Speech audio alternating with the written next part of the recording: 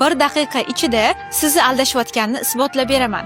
Shirinliklar va mazali fast-foodlarni yeb turib qiynalmasdan ozasiz degan reklamalarni ko'rib ishonib qolayotgan bo'lsangiz, videoni oxirigacha ko'ring. Mazali shirinlik, mazali fast-food hamda chipslar 300 kaloriyada. Tuxum va sabzavotli salat.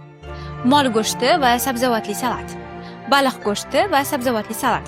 Bular ham 300 kaloriya. Ozishda kaloriya sanash muhim emas. Ozishda eng muhimi bu oziq-ovqatning sifati. Men buni sizga isbotlab beraman. Qarang, ikki tarafda ham 300 kaloriyadan mahsulot. 300 kaloriya shirinlik qondagi shakarni tez ko'taradi, insulinni oshiradi, organizmda yog'ni saqlash rejimiga o'tkazib qo'yadi va juda tez qorningiz ochishni boshlaydi.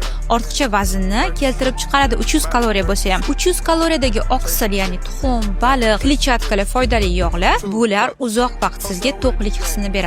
Oqsil mushay massasini saqlaydi. Kletchatka ichakni ishlatadi. Shakari sekin ko'taradi. Foydali yog'lar esa gormonal balans uchun juda ham zarur. Bu esa to'g'ri ovqatlanish va sog'lom ozishga kiradi. Organizmni energiya sarflash tezligi bazal metabolizm deb aytiladi. Metabolizm qanchalik faol bo'lsa, organizm shunchalik ko'p energiya sarflaydi.